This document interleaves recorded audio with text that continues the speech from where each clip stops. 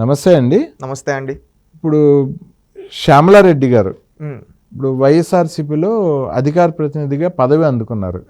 పదవి అందుకున్న తర్వాత ఆవిడ కొన్ని ఏహ్యమైన భాషతోటి అవగాహన లేని మాటలు, పిచ్చి చేష్టలు కొన్ని మాట్లాడారు. చంద్రబాబు నాయుడు గారు, లోకేష్ గారు పిల్లికి భిక్షం ఎత్తని వాళ్ళంట. వీళ్ళు జగన్మోహన్ రెడ్డి గారు మాత్రం ఎంతో మంది పేదలకు సహాయం చేస్తారు. ఏమో మరి ఓడిపోయినా కూడా ఎంతో మందికి సహాయం చేస్తున్నాడంట. ఆవిడ మాట్లాడిన మాటలు కొంచెం వినిపిస్తాను మీకు, ఆ తర్వాత మీ దగ్గర నుంచి వివరణ తీసుకుంటాను. సాయం చేసే విషయంలో మాజీ ముఖ్యమంత్రి శ్రీ వైఎస్ జగన్మోహన్ రెడ్డి గారి గురించి పిల్లికి కూడా ఎప్పుడు బిచ్చం వేయని తండ్రి కొడుకులు గౌరవనీయులు చంద్రబాబు నాయుడు గారు, లోకేష్ గారు సన్నాయి నొక్కులు చూస్తుంటే అవ్వాలో ఎడవాలో అర్థం కాని పరిస్థితి. 2 ఎకరాల నుంచి 2 లక్షల కోట్లకి పైగా సంపాదించుకున్న చంద్రబాబు నాయుడు గారి సుదీర్ఘ రాజకీయ జీవితంలో ఆయన ఎంత మందికి సహాయపడ్డారు అనేటువంటి ఒక విషయాన్ని ఒక్కసారి వివరిస్తే ప్రజలు కూడా తెలుసుకుంటారు. ప్లీజ్. 2 ఎకరాల నుంచి 2 లక్షల కోట్ల వరకు చంద్రబాబు గారు సంపాదించారంట. ఎలక్షన్ ఎఫిడవిట్ కానీ వాళ్ళు ప్రతి సంవత్సరం వాళ్ళ కుటుంబం ఆస్తుల్ని ప్రకటించడం కానీ వీళ్ళు తూచా తప్పకుండా ప్రతి సంవత్సరం ఒక సిస్టమేటిక్గా చేస్తారు చంద్రబాబు గారి కుటుంబం వాళ్ళ మనవడితో సహా. శ్యామల రెడ్డికి ఏమి తెలుసు అని చెప్పి ఏం మాట్లాడటానికి ఈరోజు అధికార ప్రతినిధిగా పదవి అయితే తీసుకుంది, 18 లక్షల రూపాయల జీతం అయితే ఇస్తున్నాడు జగన్మోహన్ రెడ్డి. కానీ ఈ పిచ్చి కోతలు, కారు కోతలు ఏంటిది? 2 ఎకరాల నుంచి 2 లక్షల కోట్లకి చంద్రబాబు గారు ఆస్తిపరుడయ్యారంట. పిల్లికి భిక్షం పెట్టారంట చంద్రబాబు గారు, లోకేష్ గారు. ఏం మాట్లాడుతుంది శ్యామలారెడ్డి? ఏం చెప్తారు ఈ శ్యామలారెడ్డికి మీరు? శ్యామలారెడ్డి గారు, మీరు ఒక మహిళగా మిమ్మల్ని గౌరవిస్తాం. మేము తెలుగుదేశం పార్టీ గౌరవిస్తుంది మహిళల్ని. అది తెలుగుదేశం పార్టీ ఎప్పటికీ మహిళల్ని గౌరవించే దాంట్లో ముందుంటుంది. మీరు ఒక మహిళగా ఉండి ఈరోజు కొన్ని పదాలు వాడారు. దానికి మీరు మాట్లాడిన మాటలకి సూటిగా సమాధానం చెప్పదలుచుకున్నాం. ఎందుకంటే మీకు అవగాహన లేకపోతే అవగాహన తెచ్చుకోండి. పదవి ఇచ్చాడు కదా అని చెప్పి మెప్పు కోసం ఏది పడితే అది మాట్లాడితే అది సంథింగ్ ఆమె యొక్క విజ్ఞత వదిలేస్తున్నామండి. ఎందుకంటే వాళ్ళ దిగజారుడు మాట్లాడలేం కదా. ఆ శ్యామలారెడ్డి గారి లాగా, వాళ్ళ భర్త లాగా మేము మాట్లాడలేం కదా. ముందున్న రోజా లాగా మేము దిగజారుడు మాట్లాడలేం కదా. నువ్వు అంటూ ఉన్నావు, మాట్లాడుతూ ఉన్నావు. ఈరోజు జగన్మోహన్ రెడ్డి సహాయం చేశాడా? ఎవరికి సహాయం చేశాడమ్మా? ₹1 కోటి ఇస్తా అన్నాడు. ఎక్కడ సీఎం రిలీఫ్ ఫండ్కి ఇచ్చాడా? ఇవాళ ఇంకెవరికి ఇచ్చాడు? ఎడన్నా గ్రౌండ్లో ఇచ్చాడా? 4-5 వాటర్ ప్యాకెట్లు పంచి అది ఒక ఫోటోలు తీసి ₹1 కోటి అయిపోయిందని షో చేశాడు జగన్మోహన్ రెడ్డి. నువ్వు చంద్రబాబు నాయుడు గారు తన రాజకీయ జీవితంలో ఎవరికి సహాయపడ్డాడు, ఎవరికి ఉపయోగపడ్డాడు అని నువ్వు అడుగుతున్నావు కదా. నీకు చరిత్ర తెలియకపోతే, నీకు అవగాహన లేకపోతే తెలుసుకోవమ్మా శ్యామలారెడ్డి గారు, తెలుసుకోండి. ఒకప్పుడు కాంగ్రెస్ పార్టీ కావచ్చు, ఈనాడు వైఎస్ఆర్సీపీ పార్టీ కావచ్చు, ఎంతో మందిని అమాయకుల్ని, తెలుగుదేశం పార్టీ కార్యకర్తలను కావచ్చు, అమాయకుల్ని, సామాన్య ప్రజల్ని కావచ్చు చంపేస్తే వాళ్ళ బిడ్డల్ని తీసుకొని వచ్చి ఎన్టీఆర్ ట్రస్ట్లో పెట్టి చదివిపిచ్చి వాళ్ళని ఆ పగా ప్రతీకారాలు మీకొద్దు, మీరు చదువుకోండి, చదువుకుంటే మాత్రమే మీరు మంచి చేయగలుగుతారని ఎంతోమంది అనాథ బిడ్డలను తీసుకొని వచ్చి చదివిపిచ్చి వాళ్ళని ప్రయోజకులను చేశాడు చంద్రబాబు నాయుడు. అదేవిధంగా ఎక్కడ ఏ కష్టం ఉందన్నా కానీ నేనున్నానంటూ ముందుకు వస్తూ ఉన్నాడు. 2012లో ఉత్తరాఖండ్లో మన తెలుగు వాళ్ళు ఇరుక్కపోతే ఆ రోజు తాను ప్రతిపక్షంలో ఉన్నా కానీ తన బృందాన్ని పంపించి అక్కడి నుంచి వాళ్ళని తీసుకొని వచ్చాడు. అది చంద్రబాబు నాయుడు. ఇదే కాకుండా ఎన్టీఆర్ ట్రస్ట్ ద్వారా ఎంతో మందికి, తెలుగుదేశం పార్టీ వెల్ఫేర్ ఫండ్ ద్వారా ఎంతో మంది కార్యకర్తలకి, సామాన్య ప్రజలకి బ్లడ్ బ్యాంక్ ద్వారా కావచ్చు, ఎడ్యుకేషన్ సెక్టార్లో కావచ్చు, ఏదైనా విపత్తులు వచ్చినప్పుడు కావచ్చు ముందుండి సహాయం చేస్తున్నారమ్మా శ్యామలమ్మ. తెలుసుకో. మళ్ళీ నువ్వు లోకేష్ గారి గురించి మాట్లాడుతున్నావు.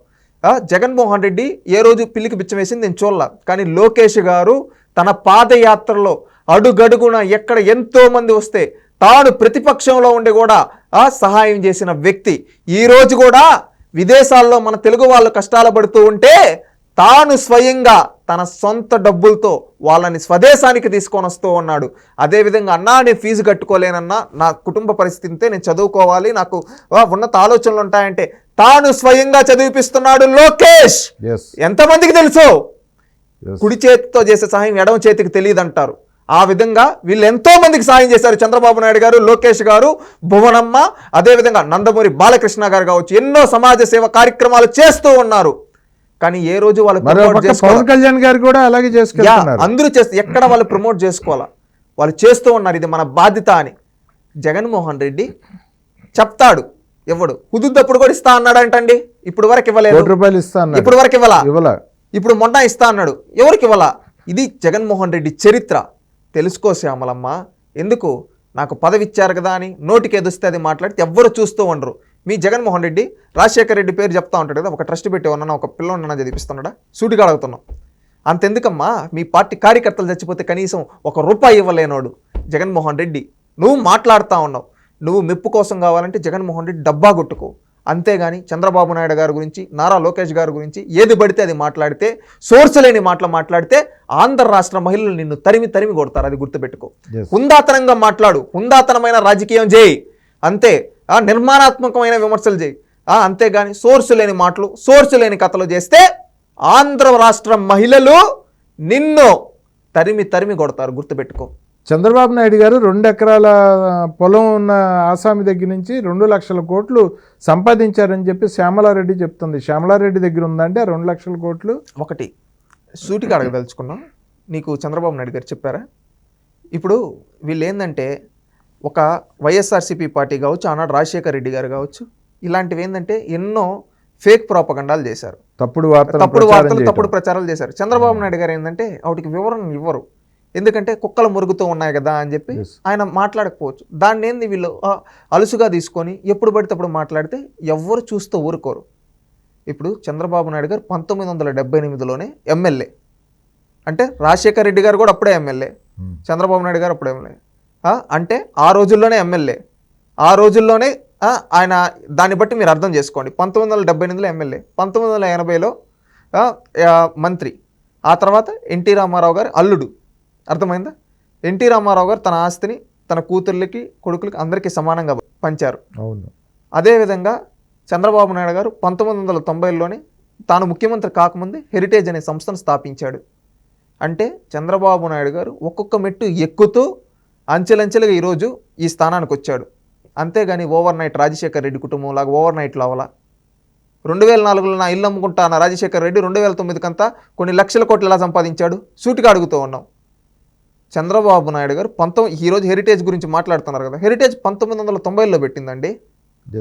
ఆ బ్రాండ్ బిల్డ్ చేసుకున్నారు. వీళ్ళ చరిత్ర ఏంటి? ఎక్కడి నుంచి వచ్చింది? సాక్షి ఎప్పుడు వచ్చింది? రాజశేఖర రెడ్డి ముఖ్యమంత్రి కాకముందు వచ్చిందా, ముఖ్యమంత్రి అయిన తర్వాత వచ్చిందా? వీళ్ళు మాట్లాడతారు ఏమన్నా మాటకు వస్తే ఈనాడు గురించి. ఈనాడు ఏదో తెలుగుదేశం పార్టీది, ఈనాడు తెలుగుదేశం పార్టీ పెట్టక ముందు నుంచి ఉంది. వీళ్ళు మాట్లాడతారు క్రెడిబిలిటీల గురించి.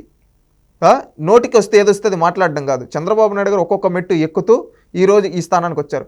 ఒకప్పుడు చంద్రబాబు నాయుడు గారి గురించి ఇంకొక మాట కూడా అనేవాళ్ళు. నేను చిన్నప్పుడు స్కూల్కి వెళ్ళే రోజుల్లో వినేవాడిని. చంద్రబాబు నాయుడు గారికి సింగపూర్లో ఏదో హోటల్ ఉంది అని చెప్పి అనేవాళ్ళు. ఆ రోజు నాకు గుర్తు 2014 ఎలక్షన్స్ అనుకుంటాను. చంద్రబాబు నాయుడు గారు ఒక మాట అన్నారు, వీళ్ళు అంటూ ఉన్నారు నాకు సింగపూర్లో ఏదో ఉందని చెప్పి. అది ఎవరైతే నిరూపిస్తారో, ఒకవేళ నిరూపిస్తే నిజంగా నాకుంటే నేను రాసిచ్చేస్తాను వాళ్ళకి, ఎవరు నిరూపించారు ఛాలెంజ్ చేశారు. ఈ రోజు వరకు స్వీకరించే దమ్ము లేదు. వీళ్ళు మాట్లాడతారు, మళ్ళీ వీళ్ళు రాజకీయాల గురించి మాట్లాడతారు. ఏవంటే అవి నోటుకొచ్చిన మాటలు మాట్లాడద్దండి. 2 ఎకరాలు చంద్రబాబు ఆయన ఎప్పటి నుంచి ఎప్పటి నుంచో చెప్తున్నావు. ఆయన 1978లోనే ఎమ్మెల్యే, 1980లోనే మంత్రి, ఎన్టీ రామారావు గారికి అల్లుడు, తెలుగుదేశం పార్టీ ప్రతిపక్షంలో ఉండేటప్పుడే 1990 హెరిటేజ్ స్థాపించాడు. అంటే ఇక్కడ చూడండి ఒక్కొక్కటి. ఆయన స్వశక్తితో పైకొచ్చాడు. జగన్మోహన్ రెడ్డి లాగా తండ్రి అధికారాన్ని అడ్డు పెట్టుకోనో దోచుకొని రాదు. మళ్ళీ చంద్రబాబు నాయుడు గారి కుటుంబం ప్రతి సంవత్సరాలు తమ ఆస్తుల్ని ఓపెన్గా, మా ఆస్తులు ఇంత, మా వాల్యూ ఇంత పెరిగింది, మా షేర్లు ఇంత పెరిగాయని చెప్పి ఓపెన్గా వాళ్ళు ప్రజల ముందు పెడుతూ ఉన్నారు. జగన్మోహన్ రెడ్డి గారు కానీ ఏ రోజైనా ఈ విధంగా ఒక్కసారైనా చేశాడు తన జీవితంలో? నీకు నిజంగా క్రెడిబిలిటీ ఉంటే పెట్టచ్చు కదా, ఒక్కరోజు పెట్టలేడు. లోకేష్ గారు పాదయాత్రలో అనేక మందికి అనేక సహాయాలు చేశాడండి. ఎంతోమంది చిన్న చిన్న సహాయాలు కానీ చెప్పి ఎంతోమందికి ఎన్నో సహాయాలు చేశాడు. కానీ ఎక్కడ ఆయన నేను చేస్తున్నాను, నేను గొప్ప ఉన్నాను ఎక్కడ చెప్పుకోవాలా. ఏంటంటే చేయడం నా బాధ్యత, మా తాతగారు, మా తండ్రి గారు, మా అమ్మ నాకు నేర్పించిన సంస్కారం, అది చేయాల్సిన బాధ్యత. నా దగ్గర ఉన్న దాంట్లో నుంచి నేను కొంచెం ఇస్తాను, 10 మందికి ఇస్తే ఆ దేవుడు నన్ను చల్లగా చూస్తాడని భావించి లోకేష్ గారు ఎంతోమందికి సహాయాలు చేస్తున్నారు. మంగళగిరిలో ఒక ప్రైవేట్ గవర్నమెంట్ని నడిపించాడు. జగన్మోహన్ రెడ్డి కుటుంబాన్ని పులివెందుల్లో 1978 నుంచి ఆదరిస్తూ ఉన్నారు కదా. కడప పార్లమెంట్లో 1989 నుంచి ఆదరిస్తూ ఉన్నారు కదా, ఏ రోజైనా వాళ్ళ కోసం ఒక హెల్త్ క్యాంప్ పెట్టాడా? ఒక హెల్త్ క్యాంప్ పెట్టాడా? ఈరోజు మంగళగిరిలో ఆరోగ్యరథం కావచ్చు, కుప్పంలో కావచ్చు, ఎన్ని హిందూపురంలో కావచ్చు, హెల్త్ క్లినిక్స్ ఎన్ని ఉన్నాయి, నిరంతరం జరుగుతూ ఉన్నాయి. అక్కడ ఉండే వాళ్ళని వీళ్ళ సొంత డబ్బుతుని పెట్టి వాళ్ళని ఆదుకుంటూ ఉన్నారు. జగన్మోహన్ రెడ్డి కుటుంబం ముప్పులు ఒకరికన్నా ఆ విధంగా చేసిందా? చేయలేదు కదా. దాన్ని బట్టి తెలుసుకోవమ్మా శ్యామలమ్మ, నిజాలు తెలుసుకొని మాట్లాడు. నిజాలు తెలుసుకొని మాట్లాడితే అప్పుడు నీకు తెలిసి జగన్మోహన్ రెడ్డి ఇంత నీచుడా అని చీ కొడతావు నువ్వే. నీకు మనస్సాక్షి అనేది ఉంటే, మనస్సాక్షి లేకుండా డబ్బు కోసం ఇంకేదో దానికోసం పదవుల కోసం నువ్వు ఉంటే నీకు అది మెప్పు అనిపించవచ్చు. కానీ ప్రజలు ఎవరు హర్షించరు. గుర్తుపెట్టుకో, చంద్రబాబు నాయుడు గారు, లోకేష్ గారు, భువనమ్మ, బాలయ్య బాబు ఎన్నో సేవా కార్యక్రమాలు, ఎన్నో సహాయ కార్యక్రమాలు చేస్తారు. వాళ్ళు కుడి చేతితో చేసేది ఎడమ చేతికి తెలియదు అన్నట్టుగా చేస్తారు. వాళ్ళ తీరు అలా ఉంటుంది. ఎందుకంటే సమాజానికి సేవ చేయడం మా పైన బాధ్యత. ఆ పెద్ద ఆయన, ఆ మహానుభావుడు ఎన్టీ రామారావు గారి దయ వల్ల మేము ఈరోజు అందరం చల్లగున్నాం. మేము ఆయన లెగసీని కంటిన్యూ చేయాలని ఆ విధంగా సహాయం చేస్తూ ఉన్నారు. ఇది వాళ్ళొక గొప్పతనం. అలాంటి వాళ్ళని పట్టుకొని నువ్వు దిగజారుడు మాటలు మాట్లాడితే ఆకాశం పైన ఉమ్మేస్తే నీ మొహం మీద ఎలాగబడుతుంది. అదేవిధంగా వీళ్ళని ఏమన్నా అనాలనుకుంటే అది తిరిగి నీకే తగులుతుంది. అది గుర్తుపెట్టుకో, పద్ధతి మార్చుకో. ఎందుకంటే జగన్మోహన్ రెడ్డి నిజస్వరూపం తెలిసిన వాళ్ళు ఎవ్వరు ఉండరు. నువ్వు ఈరోజు ఇంత మాట్లాడుతున్నావే సహాయ కార్యక్రమాల గురించి, వీటి గురించి. జగన్మోహన్ రెడ్డి ఇన్నేళ్ళు విజయవాడ వరదలు వస్తే, అదేవిధంగా అక్కడికి ఏలూరు వస్తే అక్కడికి పోయి రాజకీయాలు కాకుండా ఏమన్నా ప్రజల గురించి మాట్లాడా? రాజకీయాలే మాట్లాడాడు. వాళ్ళకి ఎవరికి సహాయం చేయలేదు. బెంగళూరుకి వెళ్ళి కొనుక్కుంటాడు. నీకు నిజంగా చిత్తశుద్ధి ఉంటే నువ్వు జగన్మోహన్ రెడ్డిని ప్రశ్నించు. చూద్దామండి, శ్యామలారెడ్డి లాంటి వాళ్ళు, అవగాహన లేని వాళ్ళు, చిల్లర మనుషులు చంద్రబాబు నాయుడు గారి మీద మాట్లాడటం అంటే మీరు చెప్పినట్టు ఆకాశం మీద ఉమ్మేసినట్లే. చూద్దామండి, మరిన్ని వీడియోలు చేయాల్సి వస్తుంది. శ్యామలారెడ్డి ఇలాగే మాట్లాడుతుంది ముందు ముందు కూడా. ప్రతి దానికి మనం కౌంటర్ చేస్తూ వాస్తవాలను ప్రజల దగ్గర తీసుకెళ్తూనే ఉందామండి. ఓకే అండి, థ్యాంక్ యూ అండి.